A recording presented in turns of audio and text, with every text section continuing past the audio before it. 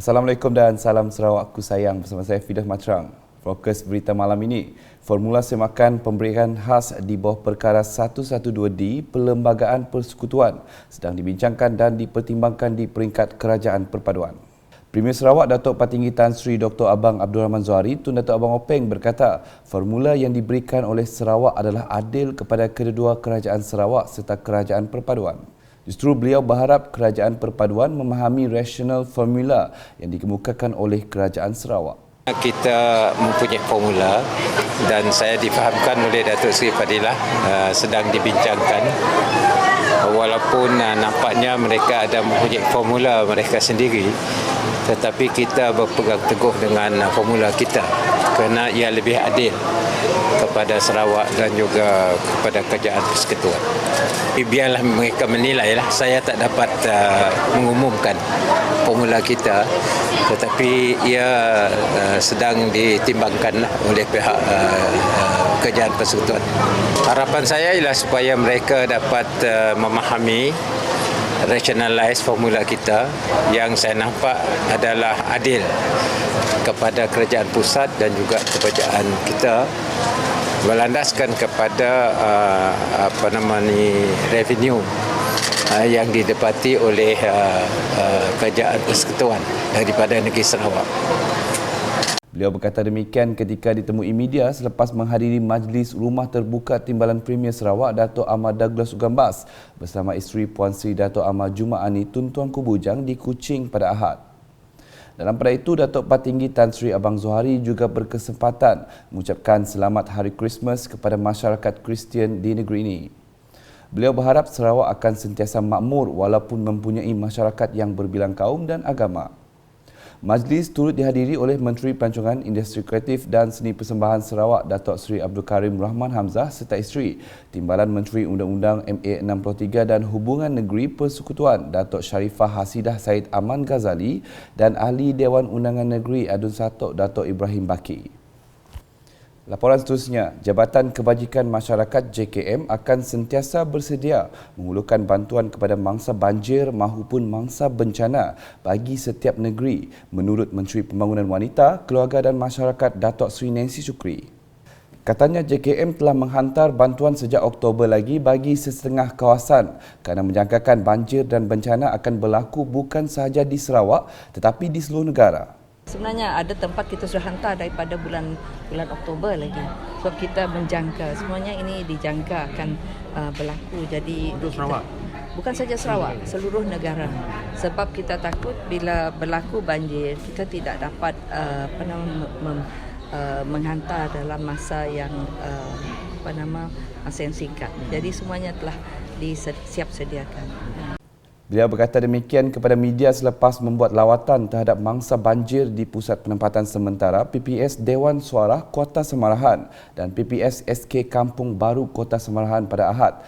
Menurut Ahli Parlimen Santubong itu lagi, kansler juga akan ditempatkan di PPS bagi memberi bantuan kepada mangsa banjir yang terkesan emosi akibat bencana itu. Kami di JKM memberi perkhidmatan dari segi makanan dan juga ada kaunselor. So ada yang trauma. Kita kebetulan kita JKM ada mempunyai mobile untuk mobile service untuk perkhidmatan counselling.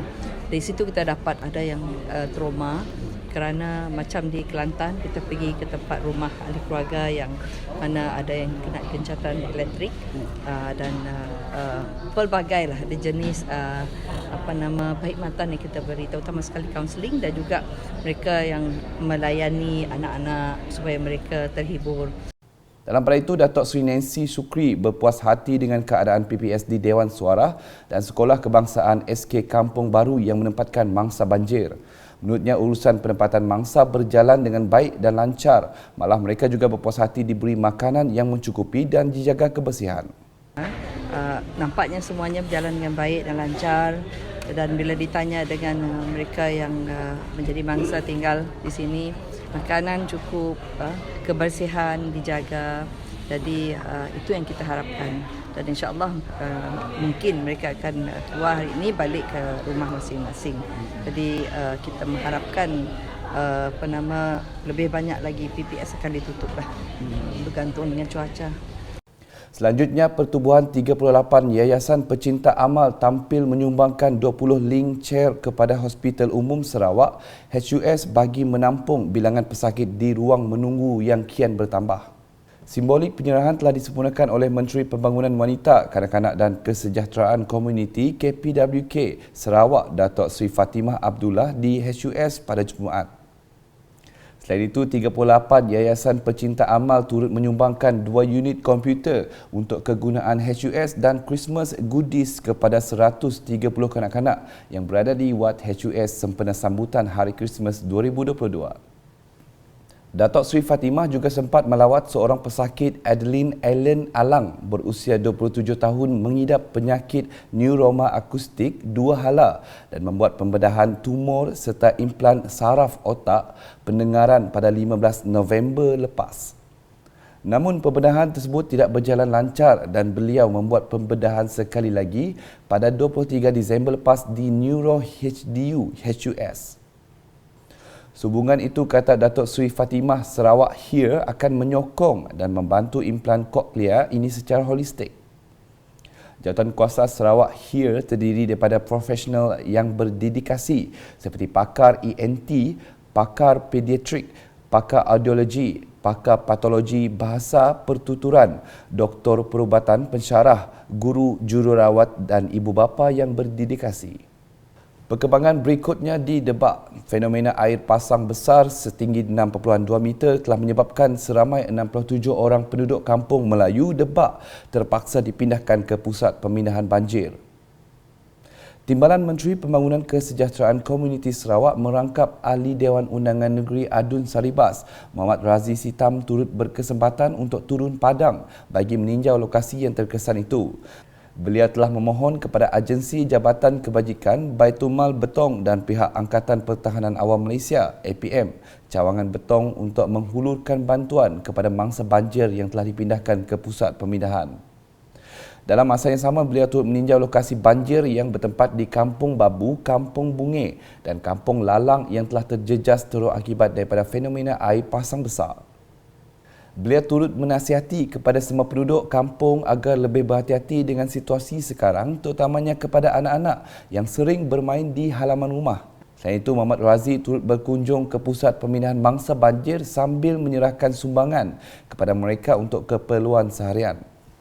Dalam perkembangan lain, Ahli Dewan Undangan Negeri Adun Satok Datuk Ibrahim Baki telah menyampaikan geran projek kecil luar bandar MRP di Pusat Khidmat Dun Satok pada Sabtu.